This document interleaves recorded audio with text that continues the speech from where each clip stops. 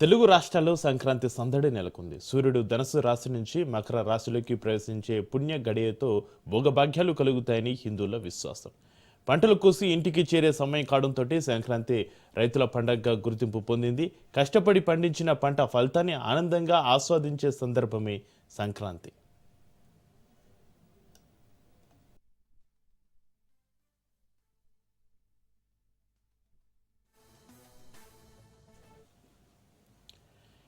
ఇళ్ల ముందు రంగురంగుల ముగ్గులు, గొబ్బెమ్మలు, హరిదాసుల కీర్తనలు పండుగ వాతావరణాన్ని మరింత ఉత్సాహంగా మార్చేస్తాయి. పిల్లలు గాలిపటాలు ఎగిరేస్తూ సంబరాల్లో మునిగిపోతారు. ఇళ్లలో అరిసెలు, సకినాలు, బూరెలు, పాయసం వంటి పిండి వంటకాలతోటి సువాసనలు వెదజల్లుతాయి. పెద్దలు, పిల్లలు అన్న తేడా లేకుండా అందరూ కలిసి పండుగను ఆనందంగా జరుపుకోవడం సంక్రాంతి ప్రత్యేకత.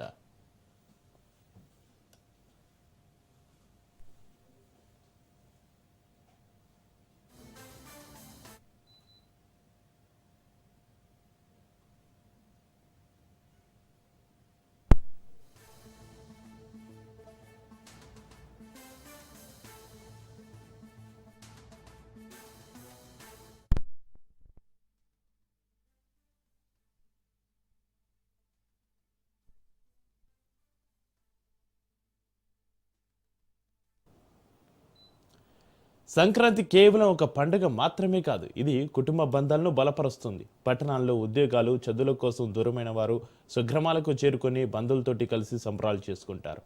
సంక్రాంతి ఆనందం, ఐక్యతకు ప్రతీకగా నిలుస్తోంది.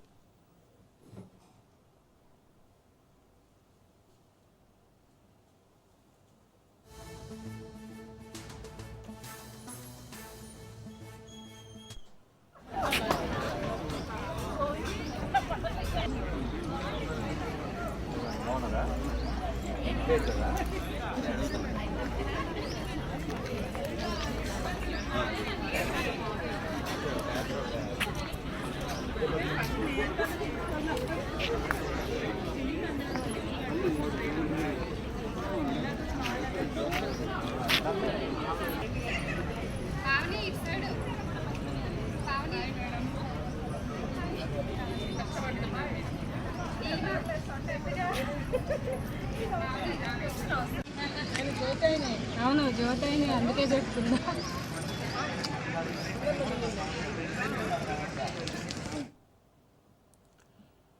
తెలుగు రాష్ట్రాల్లో సంక్రాంతిని 3 రోజుల పాటు ఘనంగా జరుపుకుంటారు. దేశవ్యాప్తంగా ఈ పండుగను పొంగల్, లోహ్రీ, మాఘ్ బిహు వంటి పేర్లతోటి జరుపుకుంటారు. పేరు మారిన భావం ఒక్కటే. ప్రకృతికి కృతజ్ఞత, శ్రమకు ఫలితం, ఆనందానికి ఆరంభం. అందుకే సంక్రాంతి ప్రతి ఇంట్లో వెలుగులు నింపే మహాపండుగగా నిలుస్తోంది.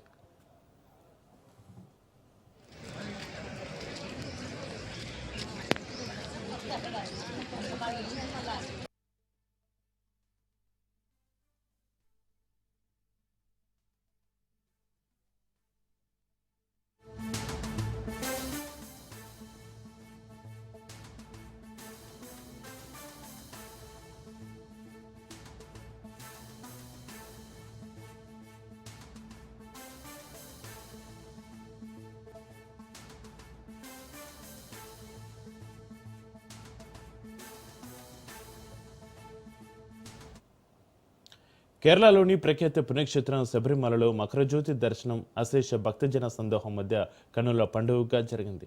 మకర సంక్రాంతి పుణ్యదినమైన బుధవారం సాయంత్రం 6:30 తర్వాత పొన్నంబలమేడు కొండపైన మకరజ్యోతి 3 సార్లు భక్తులకు దర్శనమిచ్చింది.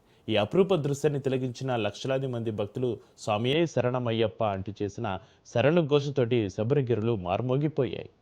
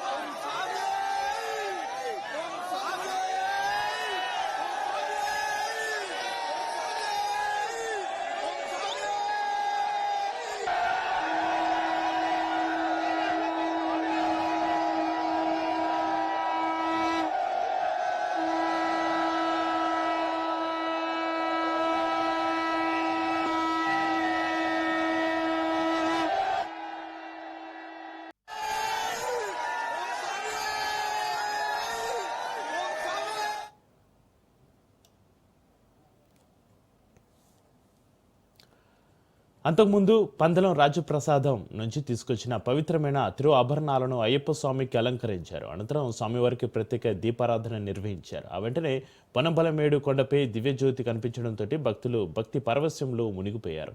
మకర జ్యోతిని సాక్షాత్తు అయ్యప్ప స్వామి జ్యోతిర్మయ రూపంగా భక్తులు విశ్వసిస్తారు.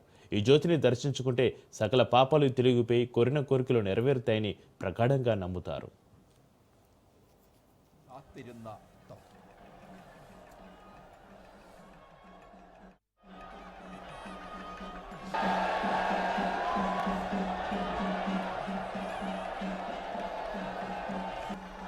പന്തളം രാജകൊട്ടാരത്തിൽ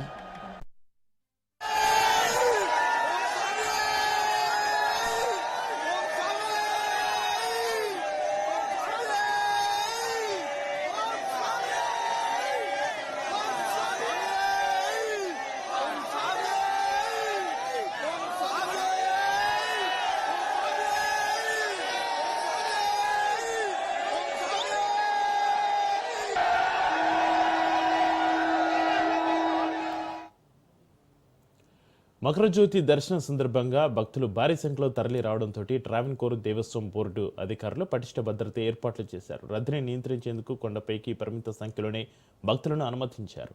క్షేత్రానికి రాలేని భక్తుల కోసం పలు టీవీ ఛానళ్లు యూట్యూబ్ల ద్వారా ప్రత్యక్ష ప్రసారం అందించాయి. ఏటా మకర సంక్రాంతి నాడు జరిగే ఈ వేడుక కోసం దేశ నలుమూలల నుంచి భక్తులు 41 రోజులు కఠిన దీక్షతో శబరిమలకు చేరుకుంటారు.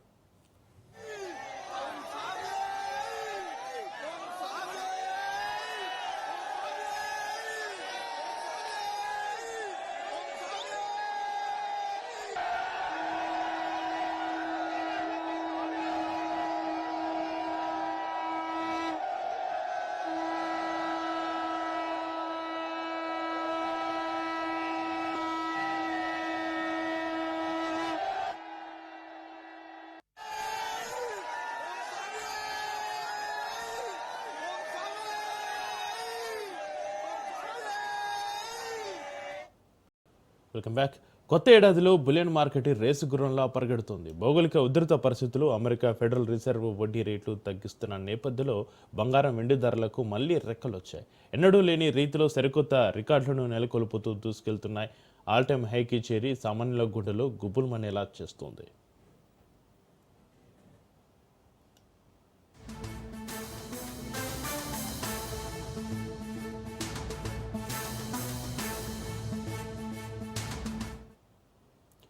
బంగారం వెండి ధరలు ఆకాశాన్ని అంటుతున్నాయి. ఇరాన్లో పౌరుల ఆందోళనలు, ఉక్రెయిన్ రష్యా మధ్య నెలకొన్న ఉధృత పరిస్థితులు బంగారం వెండి ధరల పరుగుకు అనుకూలంగా మారాయి. ఫ్యూచర్ మార్కెట్లో కిలో వెండి ధర ఒక్కరోజే 12,000కు పైగా పెరగగా కొత్త సంవత్సరంలో 52,000 పెరగడం విశేషం. ఫ్యూచర్ మార్కెట్లో కిలో వెండి ధర మార్చి డెలివరీ కాంట్రాక్టు 12,808కి పెరిగి 2.85 లక్షలకు చేరుకుంది.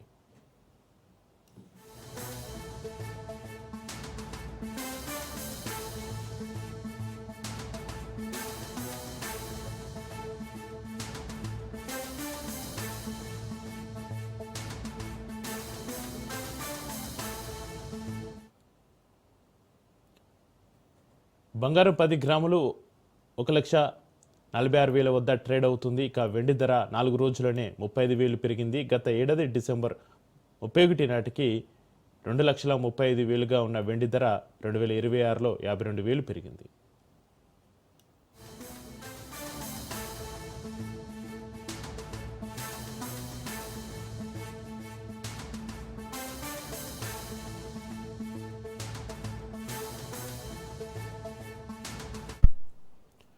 హైదరాబాద్ బులియన్ మార్కెట్లో 24 క్యారెట్ల 10 స్పాట్ గోల్డ్ ధర 1,46,480. ఇక 22 క్యారెట్ల పసిడి 35,640గా నమోదైంది. స్పాట్ మార్కెట్లో కిలో వెండి ధర 2,85,000గా ఉంది. అంతర్జాతీయ మార్కెట్లో ఔన్సు బంగారం ధర $4,638 వద్ద ట్రేడ్ అవుతుండగా ఇక వెండి డాలర్ల $90 ఎగువన కొనసాగుతుంది.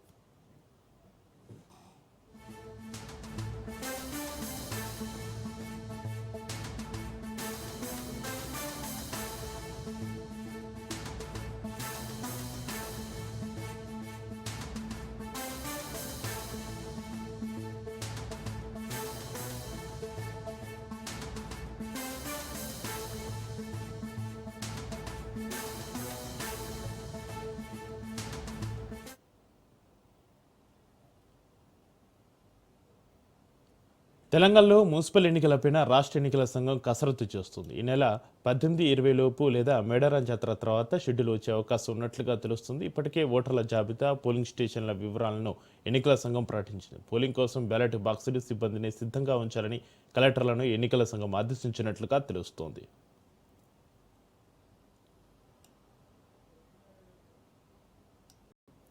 రేవంత్ సర్కార్పై మాజీ ఎమ్మెల్యే బీఆర్ఎస్ నేత తాటికొండ రాజయ్య ఆగ్రహం వ్యక్తం చేశారు. రేవంత్ రెడ్డి పాలన చిలిపి చేష్టలు, కొంటే పనులు పరాకాష్ఠకు చేరాయన్నారు. రాష్ట్రంలో 9 జిల్లాలను తొలగించి కుట్ర జరుగుతుంది అన్నారు. ఈ ప్రభుత్వం ప్రజలకు ఇచ్చిన హామీలను గాలికి వదిలేసింది అన్నారు. ప్రజలు ఎవరూ జిల్లా వద్దని కోరలేదన్నారు. రేవంత్ పాలన తుగ్లక్ పాలనకు గురి చేస్తుంది అన్నారు. కడియం శ్రీహరి అభివృద్ధికి అడ్డంకిగా మారారు అన్నారు. 2500 ఇస్తారని చెప్పేసి మహాలక్ష్మి పేరుతో దానికి ఎగనామాలు పెట్టాడు. ముసలోళ్ళలో కాసు పెట్టి 2000 అదనంగా ఇస్తారని చెప్పేసి వాళ్లను నిట్టేట ముంచిండు. నమ్మి నానబోస్తే పుచ్చిబూరలైనట్టు ఈరోజు అనేక రకాలుగా హామీలు ఇచ్చి వాడు జోలికి పోకుండా ఒక్క అభివృద్ధి కార్యక్రమం ఇప్పటివరకు చేపట్టక ఇట్స్ ఎ ఛాలెంజ్. ఎక్కడన్నా ఇప్పటి వరకు ఒక్క ప్రభుత్వ భవనాన్ని కట్టి ఇనాగ్రేషన్ చేసిందంటే లేదు. ఎవరికో పుట్టిన కొడుకును నా కొడుకు అని చెప్పడానికి బీఆర్ఎస్ ప్రభుత్వము మొదలుపెట్టి 90-95% ఉన్న పనులు పూర్తయినాక ఇవాళ ఓపెన్ చేసే కార్యక్రమం తప్ప వాళ్ళు మొదలుపెట్టింది ఒక్కడు కూడా లేదు. హెల్త్ సిటీగా 80-85% పనులు అయిపోయి హైదరాబాద్ మన 2000 పేషెంట్లకు సరిపోయే 2000 బెడెడ్ హాస్పిటల్, మరి దాదాపు 24 అంతస్తుల భవనము మరి 2 ఏళ్ల కింద ఎట్లున్నదో ఇప్పుడు గట్లనే ఉన్నది. అదనంగా ఇటుక పెట్టలేదు, ఒక సిమెంట్ బస్తా అక్కడికి రాలేదు. ఇట్లా చెప్పుకుంటూ పోతే అనేక రకాలుగా అభివృద్ధి జరగలేదు. అదనంగా కొత్త సంక్షేమ పథకాలు లేవు. హరితహారం పేరుతో దాదాపు 270 కోట్ల మొక్కలు కేసీఆర్ గారు నాటి ప్రపంచ రికార్డు సృష్టిస్తే కనీసము వాటికి చెంబడి నీళ్లు పోసిన పరిస్థితి లేదు. కొత్తగా మొక్క పెట్టిన పరిస్థితి కూడా లేదు. కాబట్టి ఇప్పటికైనా చిత్తశుద్ధి కాంగ్రెస్ కు ఉండేది ఉంటాయి, లేదా కడియం శ్రీగారికి చిత్తశుద్ధి ఉండేది ఉంటాయి. జనగాం జిల్లా ఉనికిని ఏమాత్రం దెబ్బతినకుండా నీ చిత్తశుద్ధి ఎంతో తెలియచేయాలని డిమాండ్ చేస్తా ఉన్నాం. జనగాం జిల్లాను అట్లాగే ఉంచడానికి నువ్వు ఉంటావా? జనగాం జిల్లాను మాయం చేసే దారిలో నువ్వు ఉన్నవా? ఈరోజు జనగాం జిల్లా సంబంధించిన 12 మండలాలకు సంబంధించిన ప్రజలందరూ కూడా నీ నిర్ణయం కోసం ఎదురు చేస్తున్నారు.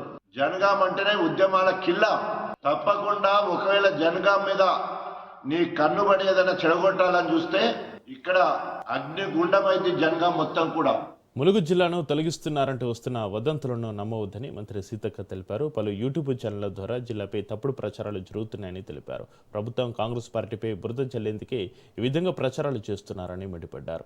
జిల్లా ప్రజలు ఆందోళన చెందాల్సిన అవసరం లేదని చెప్పారు. గత ప్రభుత్వ హయాంలో జిల్లాల పునర్విభజన శాస్త్రీయంగా జరగలేదని సీఎం రేవంత్ రెడ్డి చెప్పినట్టుగా గుర్తు చేశారు. అందుకే మరోసారి జిల్లాల పునర్విభజన గురించి సీఎం చెప్పారని వివరించారు. ములుగు జిల్లా అభివృద్ధిపైన అనుమానాలు అవసరం లేదని మంత్రి తెలిపారు.